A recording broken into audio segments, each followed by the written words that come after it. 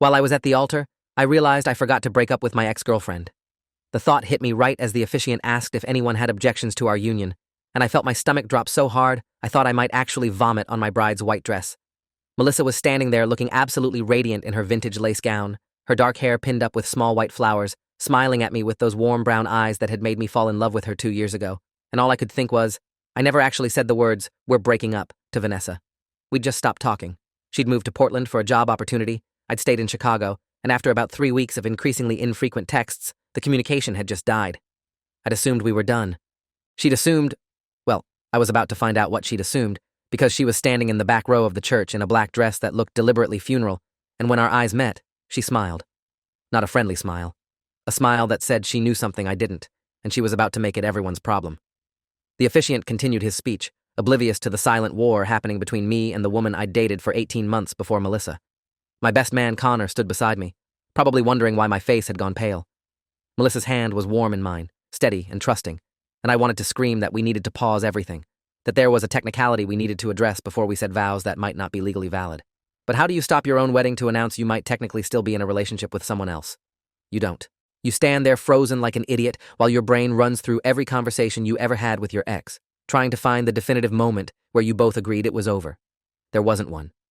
We'd just faded into silence, and I'd started dating Melissa 4 months later, and everything had been perfect until this exact moment when I realized I'd built my entire future on the assumption that ghosting someone was the same as breaking up with them. I'd been working as a software engineer at a tech startup in Chicago for 3 years when I met Vanessa at a networking event. She was in marketing, funny and sharp and ambitious in a way that felt exciting at first. We'd dated through the usual progression, casual, then serious, then talking about moving in together. But she'd always been intense about things, needing constant communication, getting upset if I didn't text back within an hour, making comments about my female coworkers that felt like tests.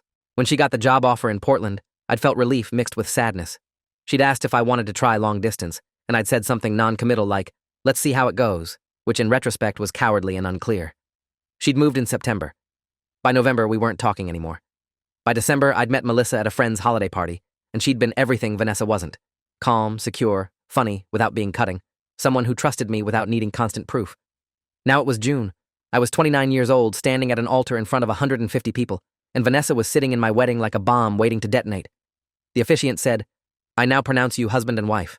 And I kissed Melissa because what else could I do? And the church erupted in applause, and Vanessa sat completely still, not clapping, just watching with that same knowing smile. During the receiving line, she didn't come through. She'd vanished by the time we got to the reception venue, and I started to convince myself I'd imagined the whole thing, that stress and nerves had made me hallucinate my ex-girlfriend in the back pew. Connor pulled me aside during cocktail hour. "Dude, was that Vanessa at the church?" My stomach clenched. "You saw her too?" He nodded, looking uncomfortable. "Yeah, man. That's weird, right? Why would she show up to your wedding?" I didn't have an answer. Melissa was across the room laughing with her bridesmaids, completely unaware that anything was wrong, and I wanted to keep it that way. This was her day. Our day. Whatever Vanessa's agenda was, I'd deal with it later. Except later came during the reception dinner, when my phone buzzed with a text from an unknown number. "Congratulations on the wedding. We should talk about our relationship before you make any more major life decisions." My hands went cold. I showed Connor, who'd been sitting beside me at the head table. "That's insane," he whispered. "You guys broke up over a year ago." Did we, though? That was the question eating at me. We'd stopped communicating, but had we officially ended things? I pulled up our last text conversation from November of last year. Her. "I miss you." Me. "Miss you too. Talk soon." And then nothing. Radio silence from both of us. No, this isn't working conversation. No, I think we should see other people discussion. Just mutual ghosting that I'd interpreted as a breakup because that's what I'd wanted it to be. I texted back, "Vanessa, we haven't spoken in over a year. I'm married now. Please respect that and move on." Her response came immediately. "You moved on while we were still together. That's called cheating. We need to discuss this." I felt sweat break out along my spine. Melissa noticed me staring at my phone and leaned over, smiling. "Everything okay?" I locked the screen and lied. "Yeah, just work stuff. I'll deal with it Monday." The rest of the reception passed in a blur of forced smiles and mounting dread. Vanessa didn't show up at the venue, but her presence hung over me like smoke. During our first dance, I kept scanning the room for her face. During toasts, I barely heard the words because I was mentally composing the text I needed to send to make this situation clear and final. When Melissa and I finally got to our hotel suite around midnight, exhausted and happy, she fell asleep almost immediately. I stayed up on the couch, staring at my phone, crafting and deleting messages to Vanessa. Finally, at 1:15 in the morning, I sent, "Vanessa, I'm sorry if there was confusion, but our relationship ended when you moved to Portland and we stopped communicating. I started dating Melissa in good faith, believing we were no longer together. I wish you well, but please do not contact me again."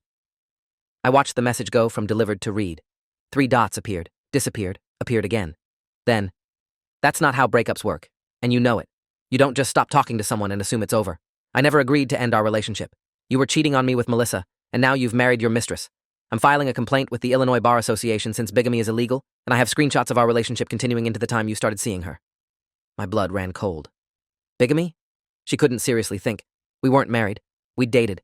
You can't commit bigamy by dating someone new after a relationship naturally ends. But the screenshots comment worried me. What screenshots? What evidence did she have that our relationship had continued?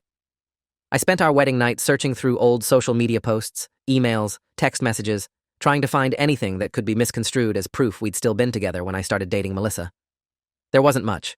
A few likes on her Instagram posts, a happy birthday text I'd sent in March because I still remembered the date and felt weird not acknowledging it. Nothing that indicated an ongoing romantic relationship. But Vanessa had always been good at creating narratives, at finding patterns in random data and weaving them into stories that supported whatever point she wanted to make. I'd seen her do it in her marketing work, taking consumer behavior data and spinning it into compelling campaigns. Now she was apparently doing it with our relationship, or lack thereof. When Melissa woke up the next morning, I told her everything. She deserved to know. We were supposed to be flying to Hawaii in 6 hours for our honeymoon, but instead, we were sitting on the hotel bed while I explained that my ex-girlfriend had shown up at our wedding and was now claiming I'd never actually broken up with her. Melissa's reaction was calmer than I expected. She listened to the whole story, read the text messages, then said quietly, "Did you cheat on her with me?" The question hit like a slap. No. God, no. Melissa, I thought we were done. We hadn't talked in months when I met you. I would never... She held up a hand. I believe you. But we need to handle this properly. If she's threatening legal action, even ridiculous legal action, we need documentation that you clearly ended things. She was right. I called Connor, who'd gone to law school before deciding he hated being a lawyer and becoming a graphic designer instead. He still had contacts in the legal community, and he knew a family law attorney named Laura Kensington who specialized in relationship disputes and harassment cases. We met with her on Monday, the day we were supposed to be landing in Maui.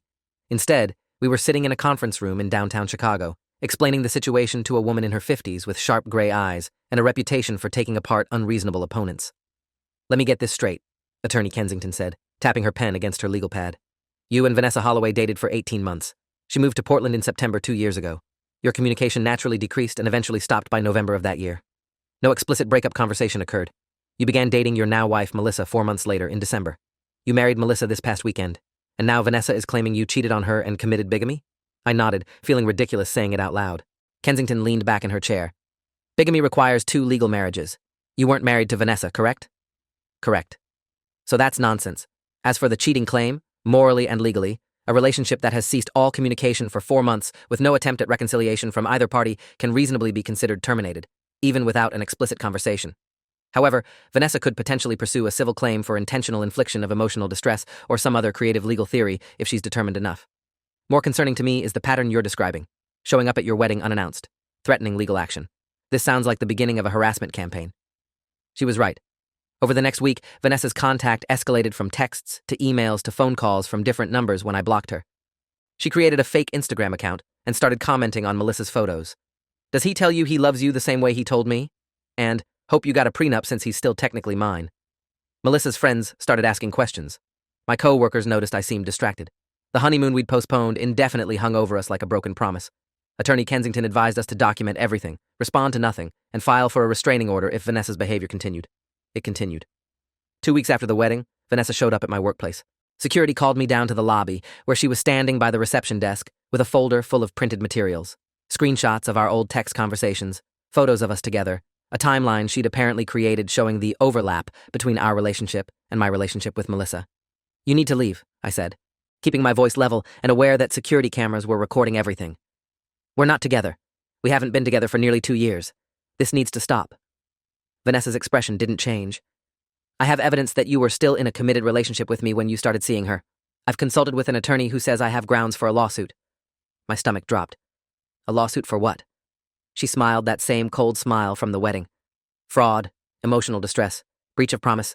I'm still deciding, but I wanted to give you a chance to make this right before I file. Admit you cheated. Apologize publicly. Compensate me for the emotional damage you've caused, or I make this very public and very expensive for you. I felt my hands curl into fists and deliberately relaxed them. I'm not doing any of that because I didn't do anything wrong. You need to leave now, or I'm calling the police. She left, but the folder stayed on the reception desk. I took it up to my office and went through it with growing horror. She'd taken every innocuous interaction we'd had and reframed it as evidence of an ongoing relationship. A happy birthday text became proof I still cared. An Instagram like became evidence of emotional investment.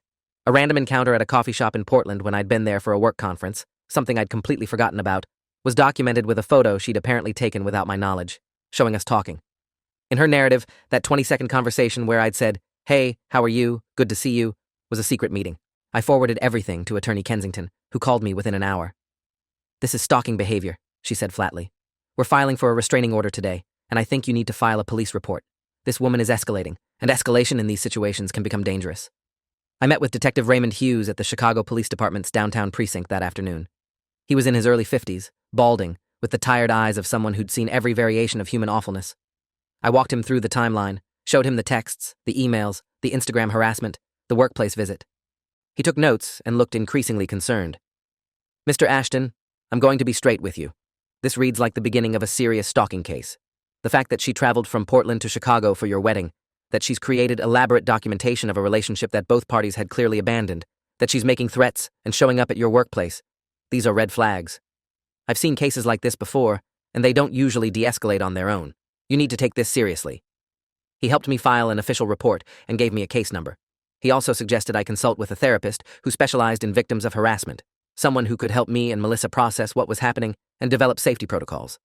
Dr. Philip Ashford was a clinical psychologist who'd worked with stalking victims for 15 years. He met with Melissa and me together, asked detailed questions about Vanessa's behavior patterns, our level of fear, whether we'd noticed any escalation in surveillance or contact attempts. "What you're describing is a specific type of stalking called rejected stalking," he explained. "The stalker cannot accept that the relationship has ended and creates an alternate reality where it's still ongoing. They reinterpret normal social interactions as proof of continued romantic interest. They often become fixated on the new partner as an interloper who stole their relationship. Vanessa's behavior fits this pattern precisely. The wedding appearance, the harassment of Melissa, the workplace confrontation. She's trying to reassert control over a relationship that ended naturally, but that she never psychologically processed as over." He recommended we increase our home security, vary our routines, and prepare for the possibility that Vanessa might continue escalating even after the restraining order was served. The restraining order hearing happened 3 weeks after the wedding. Melissa and I sat in a courtroom while Attorney Kensington presented evidence of Vanessa's harassment, screenshots of dozens of messages, photos of her at our wedding, security footage from my workplace, the bizarre timeline she'd created claiming our relationship had never ended. Vanessa had hired her own attorney, a young guy who looked uncomfortable with his client's claims. He argued that Vanessa had a reasonable belief that the relationship was ongoing because there had been no explicit breakup conversation, and that her attempts to contact me were trying to get closure rather than harassment. Judge Monica Brennan, a no-nonsense woman in her 60s, listened to both sides and reviewed the evidence. Then she asked Vanessa directly, "Ms. Holloway, when was the last substantive communication you had with Mr. Ashton before you attended his wedding?" Vanessa hesitated. "We texted in November, almost 2 years ago. If this story keeps your interest, please subscribe to get more stories like this." "And in that 2-year period, how many times did you attempt to contact him?" Vanessa's attorney jumped in. "Your Honor, the lack of contact doesn't negate the relationship." Judge Brennan cut him off. "I'm asking Ms. Holloway." Vanessa lifted her chin. "I didn't contact him because I was waiting for him to realize what we had and come back to me. When I saw his engagement announcement on Facebook, I knew I needed to intervene before he made a terrible mistake." The judge's expression didn't change, but something shifted in her eyes. "Ms. Holloway, you allowed nearly 2 years to pass without contact, during which time Mr. Ashton reasonably assumed the relationship had ended. You then appeared at his wedding uninvited, began harassing him and his wife, showed up at his workplace, and created elaborate documentation to support a claim that you were still in a relationship that had clearly, by any reasonable standard, terminated. I'm granting the restraining order. You are to have no contact with Mr. Ashton or his wife, directly or through third parties. You are not to come within 500 feet of their home or workplaces. Violation will result in immediate arrest. Do you understand?" Vanessa's face went red. "This is insane. He cheated on me. He committed fraud. You're protecting a liar." The judge's gavel came down hard. "Ms. Holloway, I strongly suggest you stop talking. The restraining order is granted for 12 months, renewable if necessary. This hearing is concluded." We walked out of the courthouse into bright summer sunshine, and I felt like I could breathe properly for the first time in weeks. Attorney Kensington looked satisfied. That went well. The judge saw right through her alternate reality. Now, if she violates the order, we have legal recourse. Hopefully, this is the end of it. It wasn't. 3 days later, Melissa called me at work, her voice tight with controlled panic. She's here. Vanessa is outside our house. I'm inside with the doors locked, but she's on the sidewalk across the street just standing there, watching the house. I told her to call the police immediately and that I was on my way. I broke every speed limit getting home, arriving just as a patrol car pulled up. The officer who responded was young, maybe mid-20s, and he approached Vanessa with visible caution. "Ma'am, there's a restraining order that says you can't be within 500 feet of this residence. You need to leave now." Vanessa didn't move. "I'm on a public sidewalk. I'm not doing anything illegal." The officer checked his computer, confirmed the restraining order, and measured the distance using a laser tool. "You're approximately 300 feet from the residence, which violates the order. I need you to leave the area immediately, or I'll have to arrest you." Vanessa finally moved, but slowly, maintaining eye contact with our house the entire time. The officer followed her to ensure she actually left, and I went inside to find Melissa sitting on the couch, shaking. "This is insane," she said. "We got a restraining order. The judge told her to stay away. Why is she still doing this?" Dr. Ashford had warned us about this. Rejected stalkers often escalate when their access is cut off because the restraining order contradicts their reality. In Vanessa's mind, we were still together, and the legal system was simply wrong. Over the next month, Vanessa violated the restraining order 6 more times. Each violation was documented. Her car parked down the street from our house, her presence outside Melissa's dental office, another appearance at my workplace that got her arrested and held overnight before being released on bail. Detective Hughes called me after the 3rd violation. "Mr. Ashton, I need you to understand something. Vanessa Holloway is not going to stop voluntarily. She's created a delusion so complete that facts can't penetrate it. She genuinely believes you're still in a relationship, that Melissa is the interloper, and that if she just tries hard enough, she can make you see the truth. This kind of fixation can become dangerous. I want you and your wife to take precautions. Security system, cameras, vary your routines, consider staying somewhere else for a while. I'm working with the district attorney's office to pursue criminal charges for stalking, but that takes time. In the meanwhile, you need to protect yourselves." We installed a comprehensive security system with cameras covering every angle of our property. We started parking in the garage instead of the driveway. Melissa changed her schedule at work, and I started working from home more frequently. The breaking point came on a Saturday morning in August, 2 months after our wedding. I was making coffee when our security alert went off. Someone was in our backyard. I pulled up the camera feed on my phone and felt ice flood my veins. Vanessa was standing by our back door, trying the handle. She'd somehow gotten into our fenced yard, bypassing the gate lock, and was attempting to enter our house. I called the police while Melissa grabbed the baseball bat we now kept by the bed. The police arrived within 6 minutes. We'd reported so many incidents that our address was flagged as high priority. They found Vanessa still in the yard, and when they arrested her, she was screaming that she had a right to be there, that this was her boyfriend's house, that Melissa was the intruder. She fought the officers, which added resisting arrest to her growing list of charges. At the station, they searched her purse and found a copy of our house key, which she'd apparently had made from a photo of the key she must have taken during one of her surveillance sessions. The district attorney's office finally moved forward with serious charges: felony stalking, criminal trespass, multiple counts of violating a restraining order, and attempted burglary. Vanessa was held on $50,000 bail, which she couldn't make, so she sat in jail while awaiting trial. Her attorney reached out to see if we'd consider a plea deal, but the assistant district attorney handling the case, a sharp woman named Rebecca Frost, who specialized in domestic violence and stalking cases, advised against it. "She needs serious consequences and mandatory psychiatric evaluation," Frost told us in a meeting at her office. "If we let her plead down to minor charges, she'll be back in your lives the minute she's released. The only way to protect yourselves long-term is to get her convicted on felony charges, which will give her a substantial prison sentence and mandate treatment." The trial happened in October, 4 months after our wedding that had started this nightmare. Melissa and I testified about the harassment, the Instagram comments, the workplace visits, the restraining order violations. Detective Hughes presented evidence of Vanessa's stalking pattern. Security footage showed her lurking around our property at various times. The key she'd had made was entered as evidence, along with text messages where she'd told a friend she was going to make things right and show him the truth. Her attorney tried to paint her as a heartbroken woman who'd been abandoned without closure, but the prosecution systematically destroyed that narrative. Attorney Rebecca Frost walked the jury through the timeline: 18 months of dating, followed by Vanessa moving to Portland. Nearly 2 years of zero contact initiated by either party. My relationship with Melissa, publicly announced, culminating in a wedding.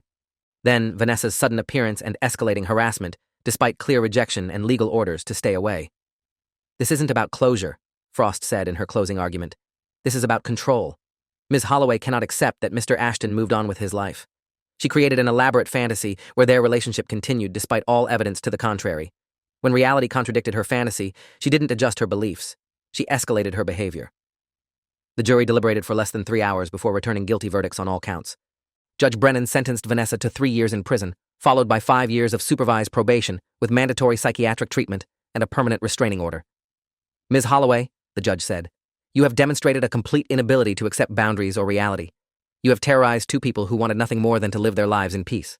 You need serious intervention, and I hope you will use your time in custody to address the psychological issues that led you to this point. But make no mistake, if you violate your probation, if you attempt to contact these victims again, you will serve the maximum sentence allowable by law.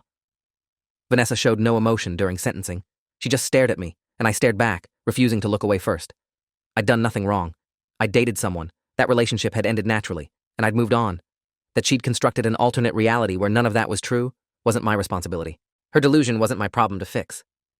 Melissa and I finally took our honeymoon in November, 6 months late. We flew to New Zealand instead of Hawaii, somewhere completely disconnected from our normal lives, and spent 2 weeks hiking and exploring and slowly remembering how to relax.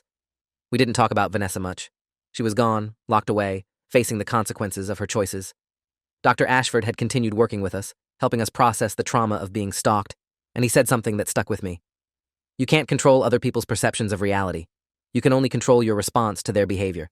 You did everything right, set clear boundaries, sought legal protection, documented everything, let the system work. The fact that Vanessa chose to persist, despite all of that, isn't a reflection on you. It's a reflection of her mental illness. It helped, hearing that. Because part of me still felt guilty about not having that explicit breakup conversation, even though, logically, I knew that 2 years of mutual silence was about as clear an ending as you could get. We came back from New Zealand tanned and happy and ready to actually start our married life. We repainted our bedroom, planted a garden, started talking about maybe trying for kids in a year or 2. Vanessa became a story we told occasionally when friends asked about the wedding drama they'd heard about, heavily edited, focusing on the absurdity rather than the fear. I kept the security system, though, kept the cameras running, checked the alerts more often than was probably healthy. Dr. Ashford said that was normal, that hypervigilance after stalking took time to fade. 18 months after the trial, Vanessa sent a letter from prison. It arrived on a random Thursday, forwarded through the Victim Services Office. Melissa asked if I wanted to read it, and I surprised myself by saying yes. I needed to know if she'd gained any insight, any acknowledgement of reality. The letter was 3 pages long, handwritten in her neat script. It started with an apology that seemed promising. I'm sorry for the pain I caused you and Melissa. Then it veered into justification. But you have to understand, we never officially broke up. I stopped reading halfway through the second page. She still didn't get it. Even after prison, therapy, the trial, the evidence, the testimony, she still believed her version of events where we'd been in a relationship that I'd violated by dating Melissa. Some part of me had hoped for growth, for recognition, for something that indicated she understood why she was in prison. But that growth wasn't there, and I realized I didn't need it to be. Her understanding or lack thereof had no bearing on my life anymore. I shredded the letter without finishing it and told Melissa about it over dinner. She's still stuck in the same story, I said. Still can't see reality. Melissa reached across the table and took my hand. That's sad for her. But it's not our problem anymore. She was right. Vanessa would serve her time, get released under strict probation, hopefully receive treatment that actually helped her, and maybe someday understand that relationships end even without formal paperwork. Or maybe she wouldn't. Either way, she was forbidden from contacting us, monitored by the justice system, and no longer a present threat. The permanent restraining order meant that if she violated it even once after release, she'd go straight back to prison. That knowledge gave me peace. Last month, Melissa and I celebrated our 2nd anniversary. We went to the same restaurant where we'd had our first date, ordered the same drinks, laughed about how we'd survived the worst possible start to a marriage and come out stronger. The waiter brought complimentary champagne when Melissa mentioned it was our anniversary, and she made a toast. To surviving crazy exes and building a life with someone who actually knows how to communicate. I laughed and clinked my glass against hers. That was the thing about the whole situation that still amazed me. Through months of harassment and fear and legal proceedings, Melissa had never once doubted me, never questioned whether I'd actually cheated, never wavered in her support. She'd seen the evidence, understood the timeline, and known that Vanessa's claims were delusion rather than truth. That trust had made all the difference. We have a daughter now. Harper was born 3 months ago, small and perfect with Melissa's eyes and my stubborn chin. When I hold her at 3 a.m. during feedings, I sometimes think about how close we came to not having this. If Vanessa's stalking had escalated to violence, if the system hadn't taken it seriously, if we hadn't documented everything and pushed for real consequences. But we did all those things, and we're here, and Harper is real and warm in my arms, and Vanessa is a closed chapter in a story that turned out fine, despite her best efforts to destroy it. The security cameras are still running. The restraining order is still in effect.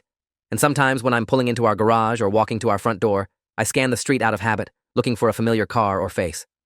Dr. Ashford says that response might never completely go away, that being stalked changes your baseline sense of safety. I'm okay with that. A little extra vigilance isn't the worst thing.